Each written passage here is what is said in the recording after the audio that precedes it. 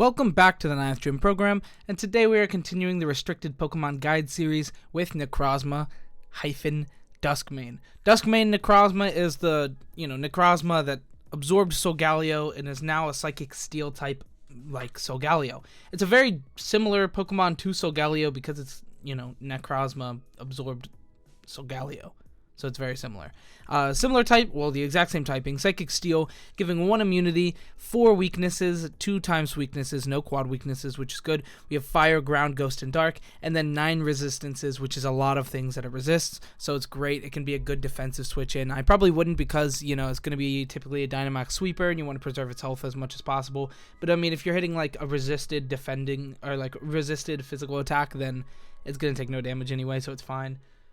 So that's good. Psychic Steel is pretty good. Its ability is great, arguably as good as Solgaleo's. Solgaleo having essentially clear body when Necrozma has Prism Armor, which is reducing all of the super effective moves by 25%, which is very good. This is an amazing ability, especially since it only has 2 times weaknesses, so really everything is going to be like 1.75, which is extremely good. You're not going to be taking too much damage with this Pokemon, even when it's super effective with, like, a boost potentially and stuff as well. So it's very, very bulky, which is good.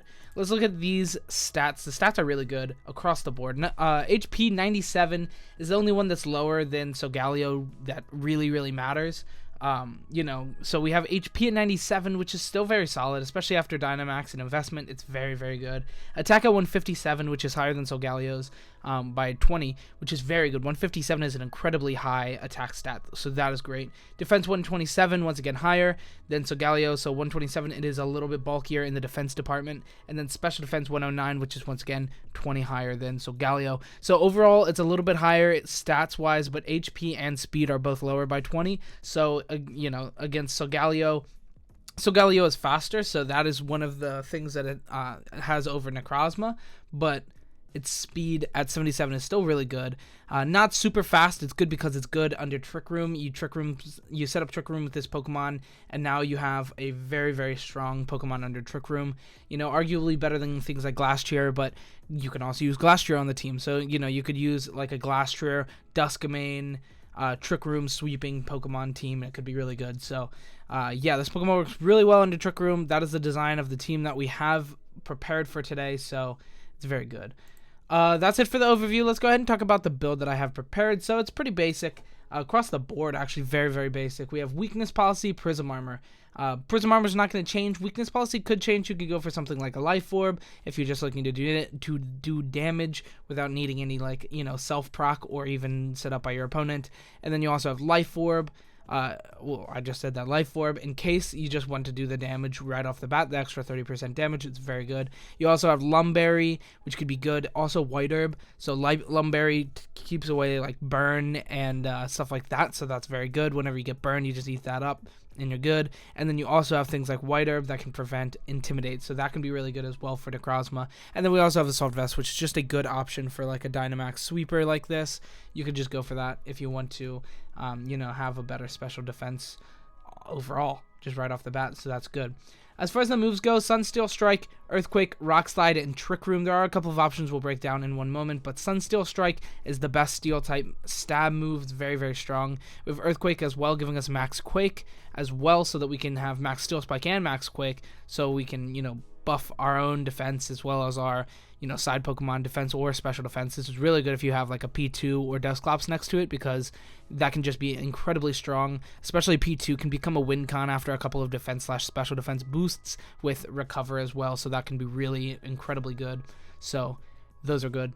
We have Rock Slide, just a good strong move. Hit both Pokemon. It can be a weather thing, getting rid of Groudon or the Kyogre. Both of them are very, very popular, so that's really good to have some form of weather.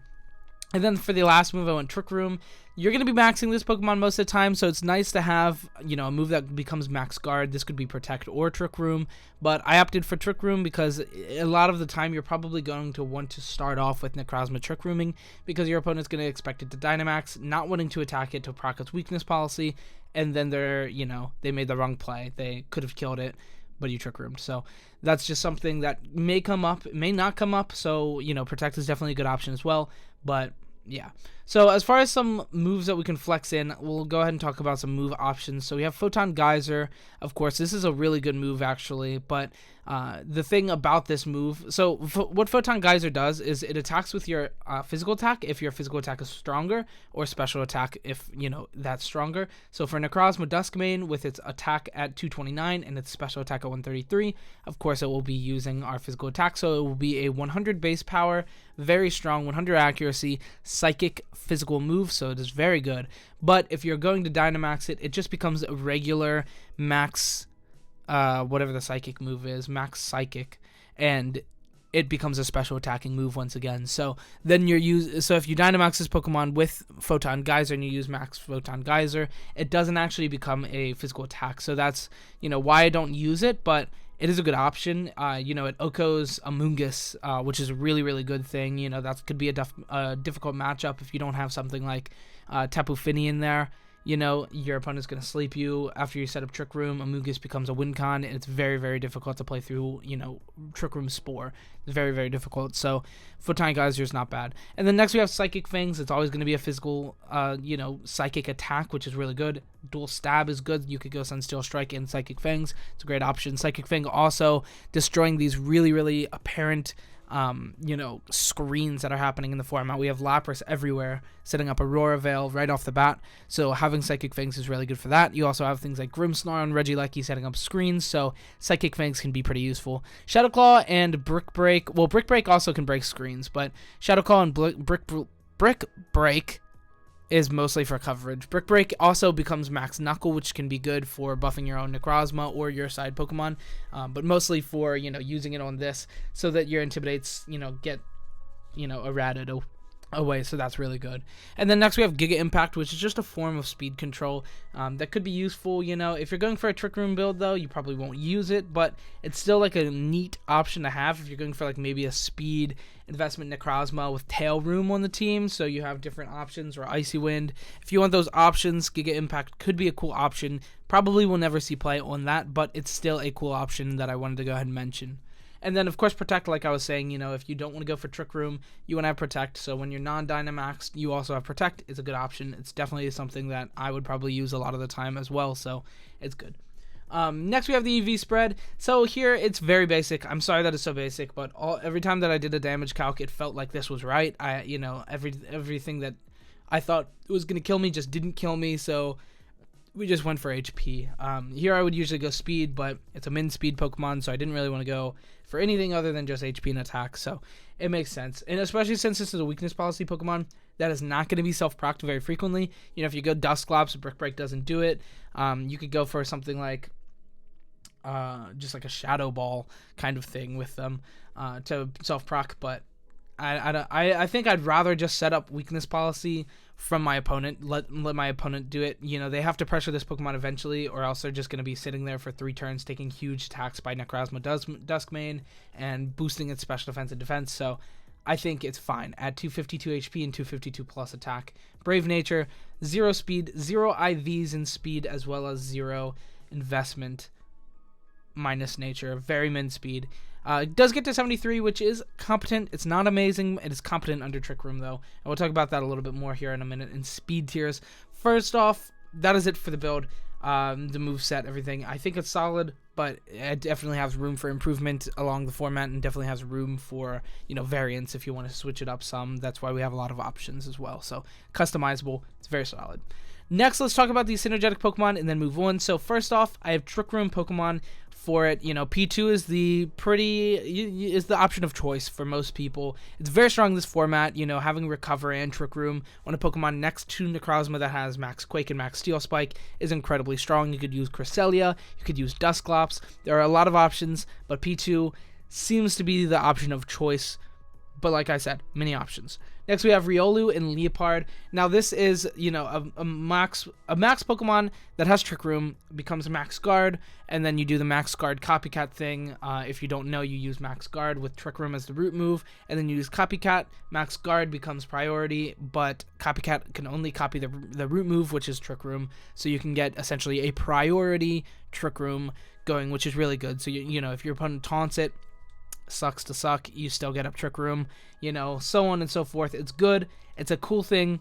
Maybe it's not the best, but it's a cool thing. Also, Leopard has, Prankster Thunderwave, which is good. Fake Out, which is good. Riolu has Prankster Coaching, which is good. Faint, which is good. So you have a lot of different options there with those Pokemon. So they are very valuable synergies. And of course, we have the synergies like Incineroar. There's a mid-speed Pokemon that gives you General Bulk with Intimidate, Parting Shot, and Fake Out. Very good stuff. And then you have Tapu Fini that can, protect your physical attacker from being paralyzed. Or burned is what I meant to say. And then you also have things like, the Amoonguss that is going to Spore it. Tapu Fini gives you a much better matchup against that, as well as, Amoonguss yourself on this team, because it's a very Trick Room heavy team. So having good Pokemon under Trick Room is good. So something like the Amoonguss, Glastrier, there's a lot of options. Gastrodon, random options, good stuff. That's all for this slide. Let's go ahead and talk about speed tiers. So at speed tiers, 73 is min speed. This is negative with as little speed as possible. Necrozma-Dusk-Mane at the very bottom here. Unfortunately, there are not a lot of great Pokemon from that 73 to that 40 range, because until down there, that's where speed, the slow boys really resonate with. 40, you have things like Rhyperior, you have Pokemon down there 30 like Hatterene, you have Amoonguss at 30, Hatterene at 31. You have 22 Torkoal, Ferrothorn, all those guys down there, way down there. So it is outspeeding that beforehand, but after Trick Room is set, you are being outsped by all those good Trick Room Pokemon. Fortunately, though, the only ones down there that are super relevant right now is Amoonguss, so that's not bad. And then next we have Pokemon outspeeding it, which is like Aegislash and Incineroar at 80, Tyranitar at 81, Cresselia at 81, 85 min speed, Groudon, Kyogre, and Dialga. We are seeing that with Dialga some, but Kyogre, Groudon are usually going to be with speed investment or without, just being neutral at 125. So that's good. Either way, they're, around that speed tier. And then next we have 97, which is Necrozma, Dawnwings, and Duskmane at neutral. This is without any, speed investment, but also without min speed, so it's going to be at 97, a little bit more than what we are currently. And then of course that's being outsped by 105 speed tier, things like in DDF, Cresselia, Tapu Fini, Rillaboom, and everything above that. The speed tiers are very, very top heavy. We have a lot of 150 to 200 Pokemon, so you're getting outsped by all those. But after Trick Room, you're outspeeding them all, so that's kind of the whole thing. Anyway, let's talk about damage calcs. So that's it for the speed tiers. Talking about damage calcs, we have +2 weakness policy, 252 plus attack in Necrozma-Dusk-Mane, max steel spike, so that's max attack with weakness policy activated, into a 252 HP, 152 plus defense Amoonguss, which is currently the most used on Pikalytics, hitting 127 to 150, which is a guaranteed OHKO. Very good. Gets through a Koba Berry because it's not flying, but you also, have to be careful of Focus Sash, which is the second most used item by Amoonguss. So you're going to be doing a lot of damage, but it's still going to live sometimes with Focus Sash. Then next we have the 252 plus attack Necrozma-Dusk-Mane, Photon Geyser, non-Dynamaxed, just Photon Geyser without the weakness policy or anything, into the 252, 152 plus Amoonguss. We have 98.6 to 116.7, which is an 87.5 chance to OHKO. It is still a roll. It is a very, very heavily in your favor roll, but it is a roll nonetheless. Next, we have +2 from weakness policy, 252 plus attack, Necrozma-Dusk-Mane, max steel spike, into a 252 HP, 0 defense, Dynamax Glastrier, hitting 107 to 127.5 guaranteed OHKO. So that's a really huge damage calc into that Glastrier. And then next we have their returning attack, which is going to be a +2 from their weakness policy, attack Glastrier Max Quake, into our 252 HP Prism Armor, Dynamax Necrozma-Dusk-Mane, hitting 52 to 62. That is P damage, guaranteed to hit KO. We are easily winning the Dynamax, the Glastrier matchup, so that is a great thing to have. Next, we have +2 from weakness policy or Nasty Plot, 252 plus special attack, Moltres Galar Max Darkness, into our 252 HP, 0 special defense, Prism Armor, Dynamaxed Necrozma-Dusk-Mane, hitting 69, nice, to 82.5%, which is guaranteed to hit KO. Great stuff. Good matchup. Good stuff. Next, we have 252 attack, Choice Band, Urshifu, Single Strike, Wicked Blow. This is with Choice Band. I forgot to put the little Choice Band image down there, but it is with that. Into our 252 HP, Dynamaxed Necrozma-Dusk-Mane, hitting 46.5 to 55, which is a 68% chance to even 2-hit KO. So there's a chance they'll be able to hit you twice, and you're still living. Good stuff. that's it for damage calcs. Let's talk about single spotlight real quick before I end the video. Single spotlight is not going to be anything special. It's just going to be, once again, a life orb, prism armor. You could go for life orb, or you could go for weakness policy here. You could also go for a bulky Necrozma-Dusk-Mane overall, but I went for that damage, that big sweeper Papa Necrozma is good stuff. We got the Dragon Dance build here. Sunsteel Strike, Stone Edge, Earthquake, Dragon Dance. You can Dragon Dance and then max. You can Dragon Dance and then just swing. It's good stuff. 252 plus speed, which is weird, I know, but Trick Room does not get very far in single spotlight and singles games in general, just because the amount of turns are way more. So we didn't want to go for that. We just went for speed. So, but with Dragon Dance as well, you actually get to a pretty relevant speed tier pretty quickly, so that's pretty good. That's about it. Thanks so much for watching. I hope you enjoyed. If you did, leave a like, comment, subscribe. Overall, I think Necrozma-Dusk-Mane is actually very solid in both VGC and singles. And talking about it in the VGC build today, I'm gonna be making a team here really soon. That'll be the next team build in battle probably. So, yeah. Anyway, that is it for the video. Thank you so much for watching. I hope you enjoyed. If you did, leave a like, comment, subscribe. It makes a huge difference. It really does. And yeah, have a good week. Goodbye.